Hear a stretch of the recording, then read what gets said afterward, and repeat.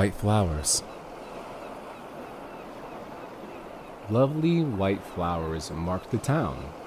They bloom on every street corner, not in beds or fields set aside for their cultivation, but blending naturally and in a profusion with every row of houses, as though the buildings and the blossoms have grown up together. The season is early spring, and snow still lingers on the nearby mountains, but the stretch of ocean that gently laps the town's southern shore is bathed in refulgent sunlight. This is an old and prosperous harbor town. Even now, each day its piers see many cruise ships and freighters come and go.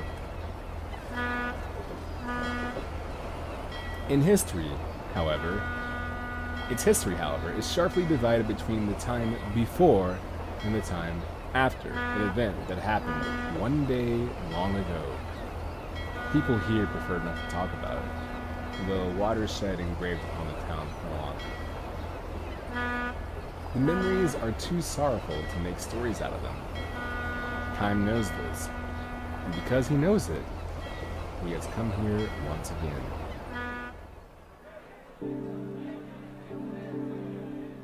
Passing through, the tavern master asks him. The sound of his voice, Kaim responds with a faint smile. You're here for the festival, I suppose. You should take your time and enjoy it. The man is in high spirits. He has joined his customers in glass after glass until now and is quite red in the face. But no one shows any signs of blaming him for overindulging. Every seat in the tavern is filled, and the air reverberates with laughter. Happy voices can be heard now and then as well from the road outside. The entire town is celebrating. Once each year, the festival has people making merry all night long until the sun comes up.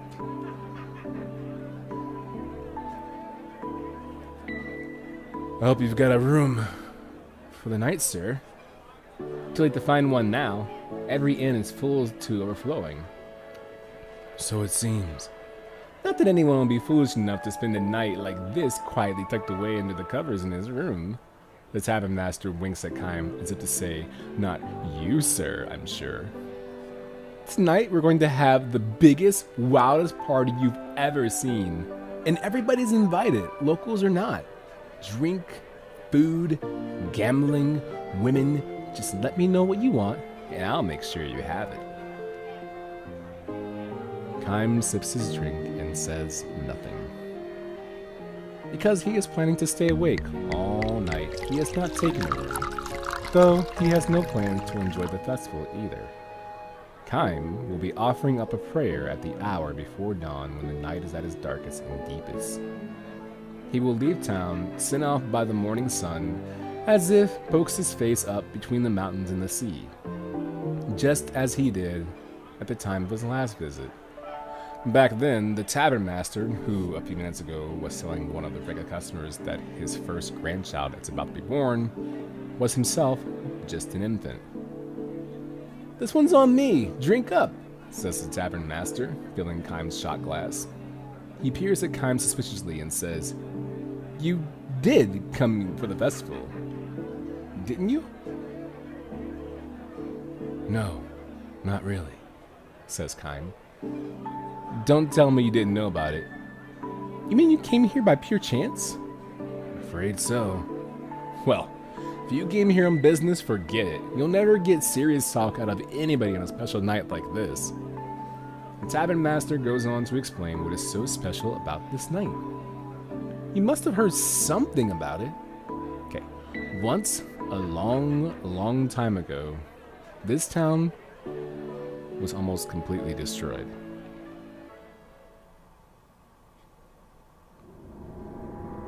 There are two kinds of events that divide history into before and after. One is the birth or death of some great personage, a hero or a savior. The other is something like a war, or plague, or natural disaster. What divided this town's history into before and after was a violent earthquake. It happened without warning and gave the soundly sleeping people of the town no chance to flee. A crack opened up in the earth with a roar, and roads and buildings just fell to pieces. Fires started and they spread in the twinkling of an eye. Almost everyone was killed. Probably can't imagine it. All I know is what they taught me in school. And what does Resurrection Festival mean to a kid? It was just something that happened once upon a time. I live here, and that's all it means to me. So a traveler like you probably can't even begin to imagine what it was like. Is that what they call this holiday? Resurrection Festival? Uh-huh. The town was resurrected from a total ruin to this. That's what the celebration is all about. Kaim gives the man a grim smile and sips his liquor. It's so funny, the tavern master asked. Last time I was here, they were calling it Earthquake Memorial Day.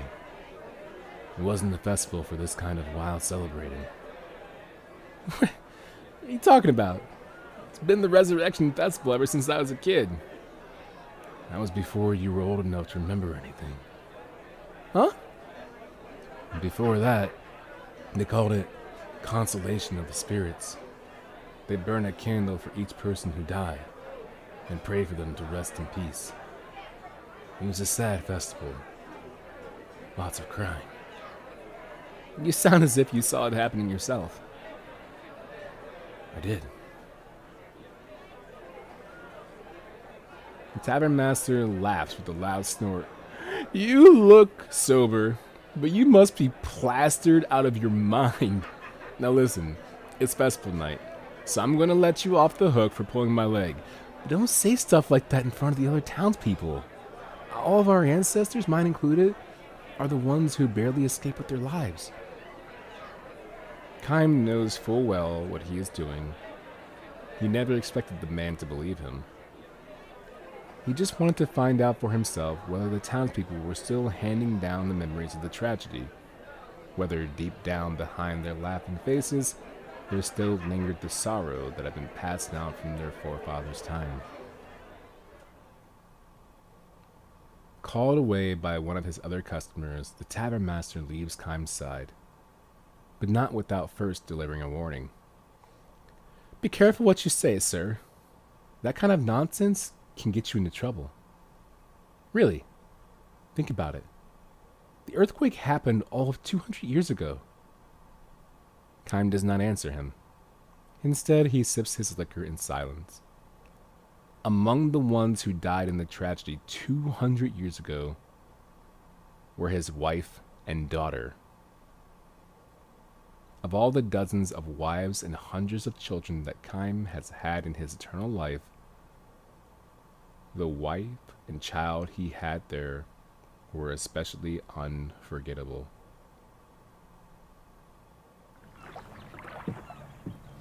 In those days, Kaim had a job at the harbor. There were just the three of them. He, his wife, and their little girl. They lived simply and happily. The same kind of days that had preceded today would continue on into endless tomorrows. Everyone in the town believed that, including Kaim's wife and daughter, of course. But Kaim knew differently. Precisely because his own life was long without end and had consequently tasted the pain of countless partings. Kaim knew all too well that in the daily life of humans, there was no forever. This life his family was leading would have to end sometime. It could not go on unchanged. This was by no means a cause for sorrow, however. Denied a grasp upon forever, human beings knew how to love and cherish the here and now. Kaim especially loved to show his daughter flowers. The more fragile and short-lived, the better. Flowers that bloomed with the morning sun and scattered before the sun went down. They were everywhere in this harbor town. Lovely white flowers that bloomed in early spring. His daughter loved the flowers. She was a gentle child who would never break off blossoms that had struggled so bravely to bloom. Instead, she simply watched them for hours at a time. That year, too. Look how big the buds are. They'll be blooming any time now, she said happily when she found the white flowers in the road near the house. Tomorrow, maybe, Kaim wondered aloud. Absolutely, his wife chimed in merrily. Get up early tomorrow and have a look.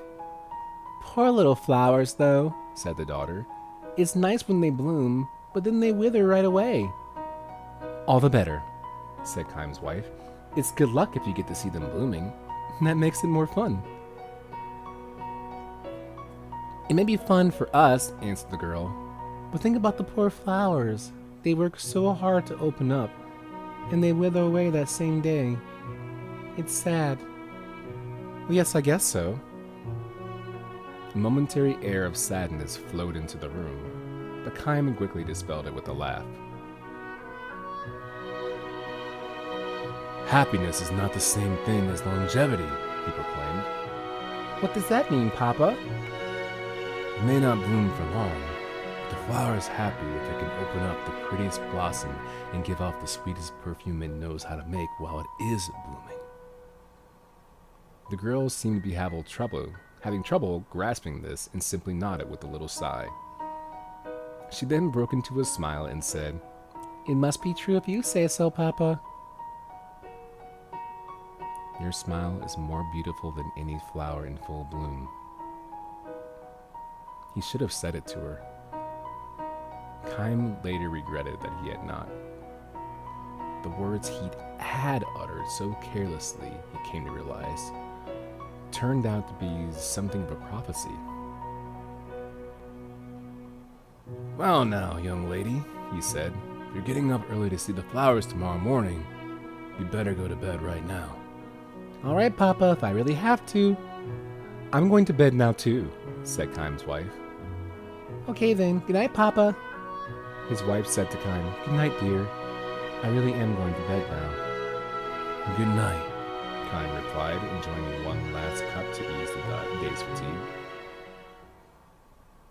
These turned out to be the last words the family shared. A violent earthquake struck the town before dawn. Kaim's house collapsed in a heap of rubble. Kaim's two loved ones departed for the distant otherworld before they could awaken from their deep sleep, and without ever having had a chance to say good morning to him.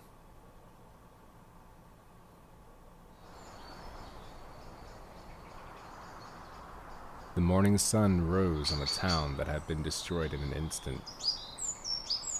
Amid the rubble, the flowers were blooming. The white flowers that Kaim's daughter had wanted so badly to see. Kaim thought to lay a flower in offering on his daughter's cold corpse, but abandoned the idea. He could not bring himself to pick a flower. No living being on the face of the earth, he realized, had the right to snatch the life of a flower that possessed that life for only one short day. Kaim could never say to his daughter, You go first to heaven and wait for me. I'll be there before long. Nor would he ever know the joy of reunion with his loved ones. To live for 1,000 years meant bearing the pain of 1,000 years of partings. Kaim continued his long journey. A dizzying number of years and months flowed by. Years and months during which numberless wars and natural calamities scourged the earth. People were born and they died. They loved each other and were parted from the ones they loved. There were joys beyond measure and sorrows just as measureless.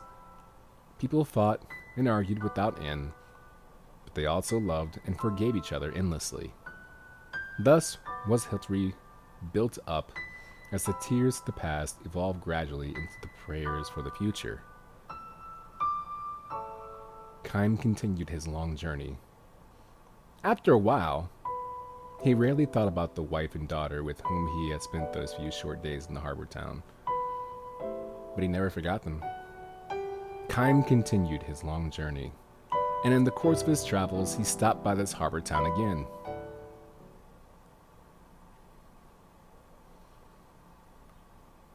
As the night deepened, the din of the crowds only increased, but now, as a hint of light comes into the eastern sky without a signal from anyone, the noise gives way to silence. Kaim has been standing in the town's central square. The revelers, too, have found their way here one at a time, until almost all, before he knows it, the stone-paved plaza is filled with people. Kaim feels a tap on the shoulder. "I didn't expect to find you here," says the tavern master. When Kaim gives him a silent smile, the tavern master looks somewhat embarrassed and says, "There's something I forgot to tell you before." "Oh?" "Well, you know, the earthquake happened a long time ago. Before my father and mother's time. Even before my grandparents' generation. It might sound funny for me to say this, but I can't imagine this town in ruins." "I know what you mean." "I do think, though, that there are probably things in this world that you can remember even if you haven't actually experienced them. Like the earthquake. I haven't forgotten it. And I'm not the only one. It may have happened 200 years ago, but nobody in this town has ever forgotten it. We can't imagine it, but we can't forget it either." Just as Kaim nods again to signal his understanding of the tavern keeper's words, a somber melody echoes throughout the square.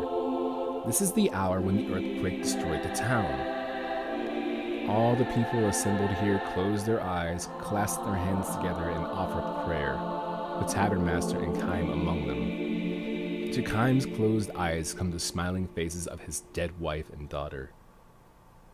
Why are they so beautiful and so sad? These faces that believe with all their hearts that tomorrow is sure to come. The music ends.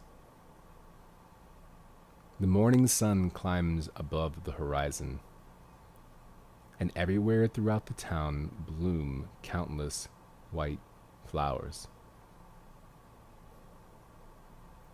In 200 years, the white flowers have changed.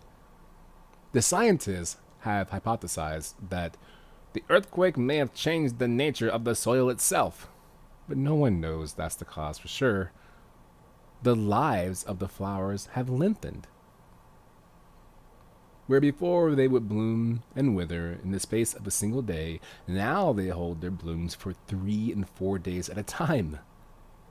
Moistened by the dew of night, bathed in the light of the sun, the white flowers strive to live their lives to the fullest, beautifying the town, as if striving to live out the portion of life denied to those whose tomorrows were snatched away from them forever.